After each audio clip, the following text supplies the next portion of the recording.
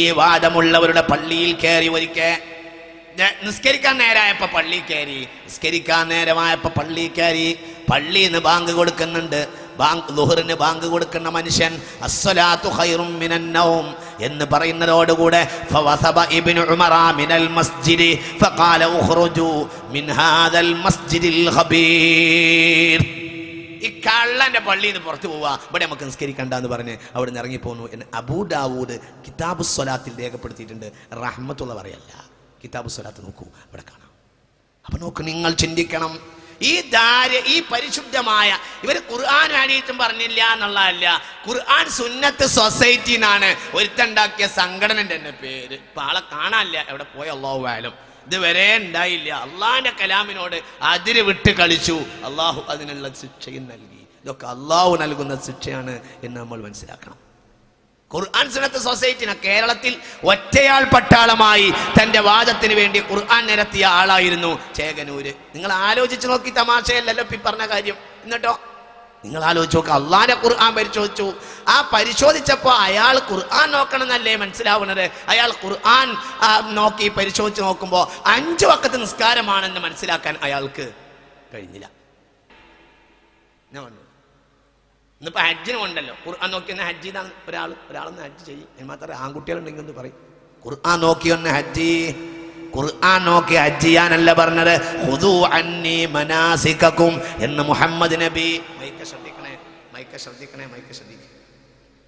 ഖുദൂ അന്നി മനാസികകും, ഖുദൂ അന്നി മനാസികകും സ്വല്ലൂ കമാ റഅയ്തുമൂനി ഉസല്ലി എന്ന ഹദീസിന്റെ വ്യാഖ്യാനം ലിഅന്ന വറാഅകും ലിഅന്നല്ലദീന വറാഅകും യുസല്ലൂന കമാ തുസല്ലൂൻ.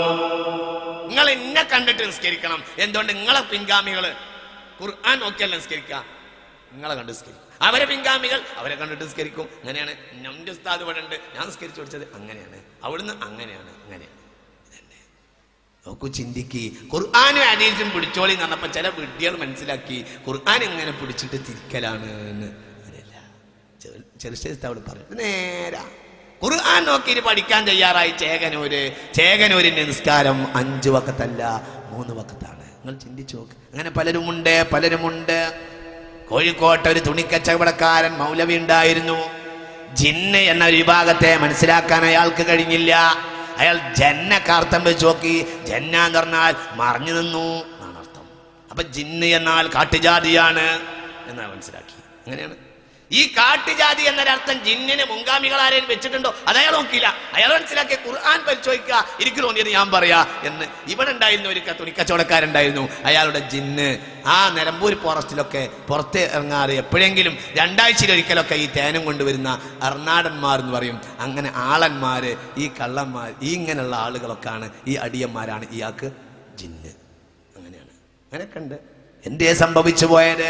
യുളില്ലു ബിഹി കസീറ വയഹ്ദി ബിഹി കസീറ. മുൻഗാമികളിൽ നിന്ന് ദീൻ പഠിക്കുക എന്നത് അടിസ്ഥാനപരമായ ഒരു കാര്യമാണ് എന്ന് നമ്മൾ മനസ്സിലാക്കണം. അതാണ് ദീൻ. അവരെ വിശ്വാസം സ്വീകരിക്കണം, അവരെ പ്രവർത്തനം സ്വീകരിക്കണം. നോക്കൂ, ഞാൻ നിങ്ങൾക്ക് അവരെ വിശ്വാസം എന്തായിരുന്നു ഖുർആൻ തന്നെ പറഞ്ഞിട്ടുള്ളത്. വഇദാ ഖീല ലഹും ആമിനു കമാ ആമനന്നാസ്. അന്നാസായ ആളുകൾ വിശ്വസിച്ചതുപോലെ നിങ്ങൾ വിശ്വസിക്കണം എന്ന്. ആരാ അന്നാസ്? അന്നാസ് എന്നാൽ അസ്ഹാബു റസൂലില്ലാഹി സ്വല്ലല്ലാഹു അലൈഹി വസല്ലം. അവർ ചെയ്തതുപോലെ ചെയ്യുക, പിന്നീട് താബിഈങ്ങൾ ചെയ്തതുപോലെ ചെയ്യുക. വഇദാ ഖീല ലഹും ആമിനു കമാ ആമനന്നാസ് ഖാലു അനുഅ്മിനു കമാ ആമനസ്സുഫഹാ. ആ വിഡ്ഢികൾ ചെയ്തതുപോലെ ഞങ്ങൾ ചെയ്യാൻ തയ്യാറില്ല, ഞങ്ങൾക്ക് ഞങ്ങളെ വഴിയുണ്ട് എന്ന് പറയുന്ന ആളുകൾ വിശ്വാസികളെ ഒന്ന് പുനഃപരിശോധിച്ചുകൂടെ? മുൻഗാമികളുടെ അസാസ് അടിസ്ഥാനപരമായി അവർ കാണിച്ച സത്യങ്ങൾക്ക് ദീനിൽ വലിയ വിലയുണ്ട് എന്ന് ഇതിൽ നിന്ന് മനസ്സിലാക്കാൻ കഴിയും. ഞാൻ വിശദീകരിക്കുന്നില്ല. അതിൻ്റെ അർത്ഥം തെളിവില്ലാത്തവർ ചെയ്യുന്നല്ല, തെളിവില്ലാത്ത ചെയ്യുക എന്നല്ല.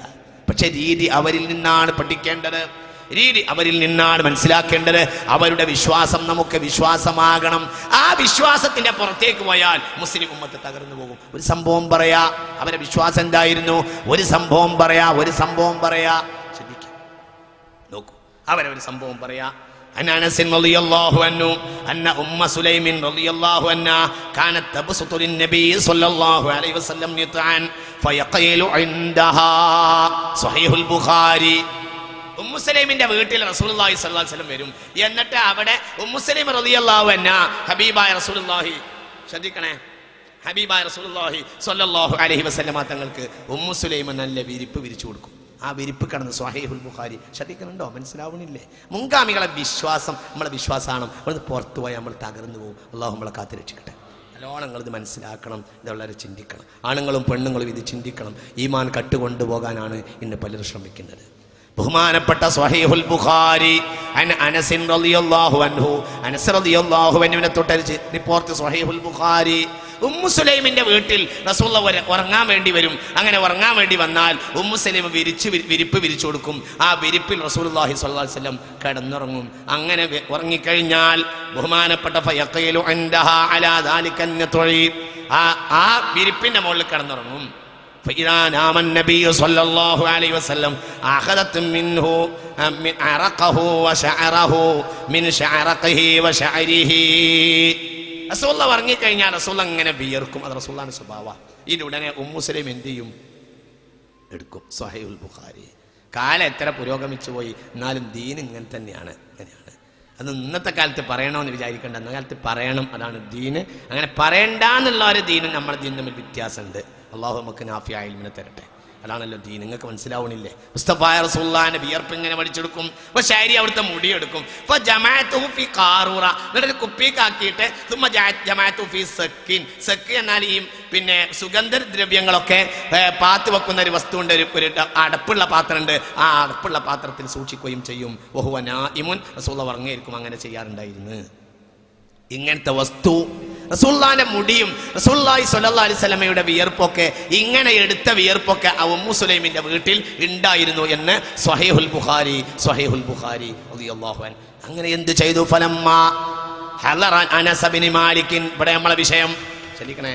ഫലമ്മാ ഹളറ Anas bin Malik, Anas bin Malik റളിയല്ലാഹു അൻഹു. ആരാ അനസ് എന്നറിയോ? റസൂലുള്ളാഹിന്റെ 10 കൊല്ലത്തെ വേലക്കാരനാണ് അനസ്. അനസിന് വിവരമില്ല എന്ന് പറയരുത്, മദീനയിലുള്ള എല്ലാ വിവരവും അറിയുന്ന ആളാണ് ബഹുമാനപ്പെട്ട അനസ് ബിൻ മാലിക് റളിയല്ലാഹു അൻഹു. നോക്കുക, ഈ മൈക്കതും ശ്രദ്ധിക്കുക. അനസ് ബിൻ മാലിക് റളിയല്ലാഹു അൻഹു ഇവിടെ തുറക്കാത്തോണ്ട വിഷയം. അനസ് ബിൻ മാലിക് റളിയല്ലാഹു അൻഹു എന്ത് ചെയ്തു? ഫലമ്മാ ഹളറ അനസ് ബിൻ മാലിക് അൽ വഫാത്ത്, അനസ് ബിൻ മാലിക്കിന് വഫാത്ത് ഹാജരായപ്പോൾ ഔസാ, അദ്ദേഹം വസിയത്ത് ചെയ്തു, ഇലാ അൻ യുജ്അല ഫീ ഹനൂതിഹി മിനസ് സക്കി, അദ്ദേഹത്തിന്റെ മയ്യത്തിന്റെ കഫം പുടയിലും അദ്ദേഹത്തിന് സംസ്കരിക്കുന്ന വസ്തുക്കളിലും ഹബീബായ റസൂലുള്ളാഹി സ്വല്ലല്ലാഹു അലൈഹി വസല്ലമ തങ്ങളുടെ വിയർപ്പ് കുടയാൻ മരിക്കുന്നതിന് മുമ്പ് തന്നെ അദ്ദേഹം ആവശ്യപ്പെട്ടു എന്ന് സ്വഹീഹുൽ ബുഖാരി. ശ്രദ്ധിച്ചോ? നിങ്ങൾ മനസ്സിലായില്ല? ഇത് പാത്ത് വെക്കുക മാത്രമല്ല, എപ്പോഴാണ് ബഹുമാനപ്പെട്ട അനസ് റളിയല്ലാഹു അൻഹു വഫാത്തിന്റെ സമയമെടുത്തപ്പോൾ തന്റെ അനുയായികളോട് പറഞ്ഞു, ഹബീബായ റസൂലുള്ളാഹിന്റെ വിയർപ്പ് എന്റെ കഫം പുടയിലാക്കണം, എന്നെ സംസ്കരിക്കാനുള്ള സുഗന്ധ